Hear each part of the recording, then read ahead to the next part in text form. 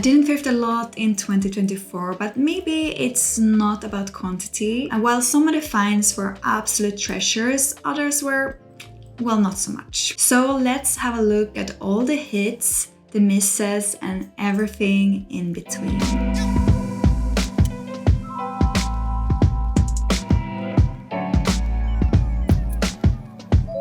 Hi, my name is Matilda and welcome back to Miss Matti. In today's video, I will share with you everything I thrifted, at least to my knowledge, in 2024, with the exception of the things I got at the bins. And if you're curious to find out what I got at the bins, I already have a video all about that. I will link to that video in the description box down below, so you can go and check that video out once you finished watching this video. So the first thrift find of 2024 were these light pink trousers that I then dyed burgundy. So the reason why I dyed these trousers burgundy was that I was trying to find a cotton twill fabric in burgundy to use for the brim for a cap for my husband, but I just couldn't find it.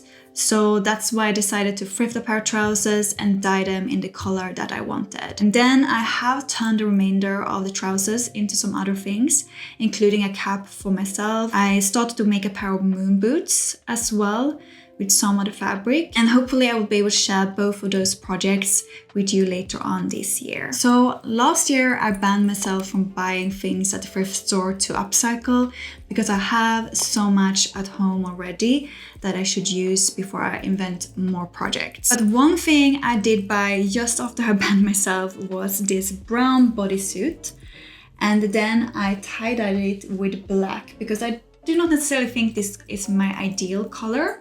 But I think with this tie-dye, it sort of works a little bit better on me. It's a little bit of an experiment because it's not normally a color I go for. And I'm not 100% sure, but I do think it's a very beautiful shade. So let me know, what do you think about this color on me? So the next thrift find is this black velvet dress. So this I bought to wear at a vampire party.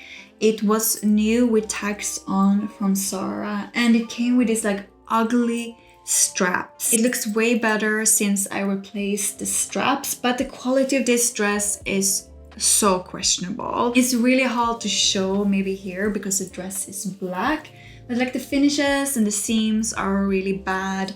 And then the zipper, when you wear it, it scratches against your back. But I bought this dress in desperation because I needed to have something for this vampire party that I went to in April. And I just couldn't find anything besides this dress. But I did wear it at the party and it was a huge success. And here are some photos of me wearing the dress, being silly together with my husband, being vampires really. So from that point of view, it was a success, but I do not buy things to wear at one party. Although I did wear it at a friend's goth-themed cocktail party, still 2 times it's not enough for me to consider a purchase a success. And this purchase made me consider if I should stop buying fast fashion secondhand altogether, because most of my fast fashion pieces, with some exceptions that I bought secondhand, they have a lot to wish for. I really love a velvet dress though, and I would love to have one in my wardrobe. But now I have this dress, which is not a velvet dress, but it is a slip dress. So it sort of serves the same purpose in my wardrobe. So I think I might donate this dress because I cannot really bear myself to wear it. The zipper and the fabric, it just makes this really awful sensory experience for me. Then when my friend Angela was here, we thrifted a lot, and she thrifted this like black mesh sort of tunic for the beach, and then she decided that she wanted to return it. But I was like, can I take over it? Because I had been looking for a power mesh like that for a future sewing project for a really long time. And often when I find garments with like a power mesh in the thrift store, it's often too little for what I'm looking for, but this one has a lot of materials, which made me really excited. So the next thing I thrifted was martini glasses for my husband's birthday. So for his birthday last year, I hosted our martini cocktail party, and of course for that you will need martini glasses, but I only had like 3, and that is not enough if you're planning to invite more than 3 people. And even if you're trying to buy cheap martini glasses from like Amazon or like Walmart, they were like still 2 for $25, and at the thrift store I found 12 for under $20. And I didn't really care that they're not exactly the same. If you look here, you can see that they are actually not exactly matching. But I was also thinking, as long as they work together, it's good enough. And nobody will stand and compare the glasses. And even if they did, I was just like, if you go to a cocktail bar and you order a cocktail, they have a range of glasses. So who cares that they're not the same? I also got these small ones, and then I also got some other colored ones that match with the ones that I already have. The party was a success, and I really recommend you to look in the thrift store if you're gonna host something like a cocktail party, because I always find loads of martini glasses in the thrift store. It feels like one of those items that people get as a gift, or they buy for a party like the one I had, and then they just stand there and take up a lot of space, or they break a couple and then they feel like, what shall I do with just one martini glass? And then they donate it to the thrift store. So I find that that's a really good place to find martini glasses. Another thing I highly recommend you to get from the thrift store is a pillow to use the polyfill from. I bought these to fill my amigurumi foxes that I made last year, and I'm gonna save the rest for future projects that I need stuffing for as well. And of course, if you're gonna buy a pillow to use the polyfill from, make sure that it is an inexpensive pillow. And I think I've paid around $3.50 for this one. All the prices that I mentioned in this video are in Canadian dollars. Just a little FYI. And then I got this white shawl. I got this one to wear at the Vikings and Pagans party. And I did mention that outfit in my Oops, I Bought Fabric video. And I asked you to guess who I was inspired by. But I do think my inspiration was a little bit too obscure, so I'm gonna tell you who it is now. So I was inspired by Maria Franz from the band Halung, and I am planning to make a full-on cosplay with her outfit. I have made most pieces. The only thing I have left to make is an embroidered belt, but I am hardcore procrastinating that. But once I am done with the belt, I'm really excited to show you the whole cosplay. Then I got a green pillowcase that I used as grass for an art project where I displayed my amigurumi foxes. Combined this pillow with some crocheted grass and moss. And originally I'd planned to like crochet all the grass and moss, but I was running out of time, and also my hands were so tired and I just couldn't take crocheting anything else. So what's better than upcycling a pillow from the thrift store instead? Then I got this light blue fabric for the same project, but I dismissed the idea that I had for this fabric. And now it is in my stash waiting for a future project. And the next thing I got was these big 2 balls of cotton yarn. These I actually got from someone whose mom was decluttering her whole yarn stash. So I got the opportunity to dig into her stash and pick what I wanted. But I really didn't need anything, and many of the yarns she had were in the wrong color, or they were in acrylic qualities that I do not like. The only thing I ended up taking was these big balls of cotton yarn, because it feels like yarns I will have use for sometime in the future. Then I bought these lace up boots from a friend. She bought this boots at an outlet sale online, and then the shaft here ended up being too slim on her, so I bought them off first. And yeah, like as you can see, they are super slim in the shaft, right? They are even on the border on me, and I'm not someone who never had a problem with boots ever, so no wonder they were in the outlet sale. They are technically new, so I do not know if we can call them secondhand, but at the same time, sometimes in the thrift store we do find things with tags on still, so maybe these boots qualify. I really love them. I actually haven't worn them much at all because I need to take some time to break them in. I haven't worn much heels at all since the past couple of years. I even considered for a while to stop wearing heels, but I do think I'm gonna introduce a couple. These are actually really comfortable. They are just really high, and also I do need to break them in. But yeah, I'm really excited to wear them all this year and style them with different pieces in my wardrobe. So now we're gonna get to one of the thrift fails. But at the time when I bought it, I thought I hit the thrift jackpot. And it is this cable knit cardigan here.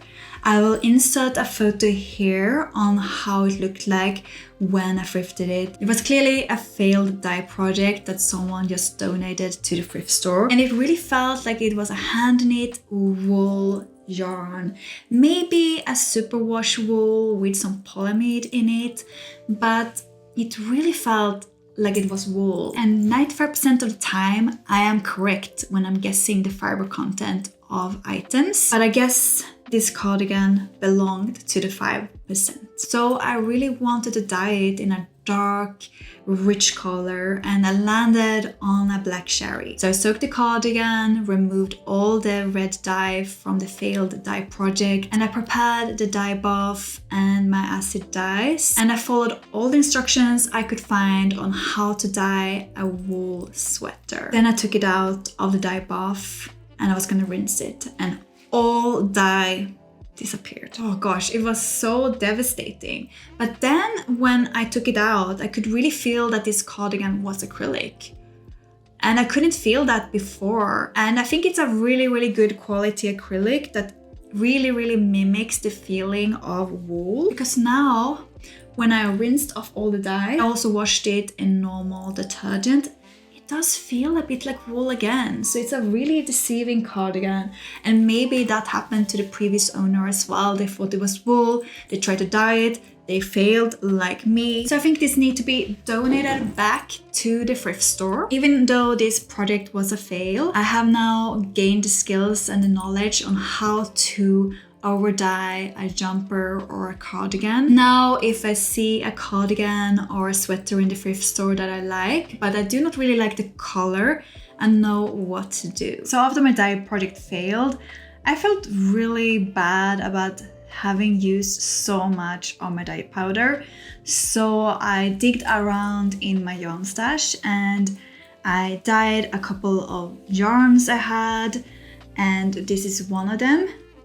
Here it's like a silky wool yarn, and then I had this recycled wool that I also dyed. So you can see here this like very nice dark black cherry color, which was exactly the color I wanted the cardigan to be. And then I dyed this silk yarn that is slightly lighter in color than the wool yarns, and I absolutely love how it turned out. I know they all look a bit messy right now, but I'm gonna rewind them and then I will see what I will make with them. Please let me know what I shall make of this.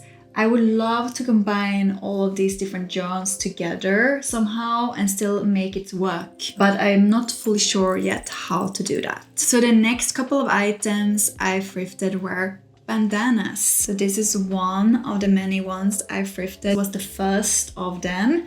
It says YMCA Camp Marston something Raintree Ranch, so I assume this is from someone's summer camp. So I got this one because I was gonna see Chaperone at Osheaga last year, and I was crocheting this cowboy hat. So I considered maybe having a bandana with a cowboy hat, but I then skipped the idea but I have it now for future festivals. Bandanas are really good festival items because you can cover up if it's really dusty, or you can cover up your hair, or you can have it around your neck or at your waist, or you can carry items in it, like making it into a furoshiki, all up to you. So I got this bandana at this thrift store on Montreal called Hadio, and they have this whole bin full of bandanas.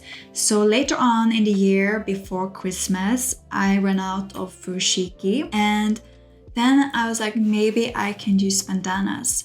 So I walked down to this store and I got a whole bunch of bandanas. I got one in red, I got a blue one, a purple one, I got a pink one, a Halloween themed one, this like a Christmas one that more looked like it was a little tablecloth. Then I got this pink, yellow, orange gradient bandana as well. And that one I used to wrap a gift for a friend who is a big festival lover, and I can see them wearing this bandana for future festivals, but of course they can also use it to wrap gifts with as well. And then the pink one I gave to another friend, and the Halloween one I wrapped a gift in as well to a Halloween lover, of course. And then the rest of them I kept for future birthdays and Christmas. And if you want to learn how to wrap your gifts with furoshiki, I will link to a tutorial I have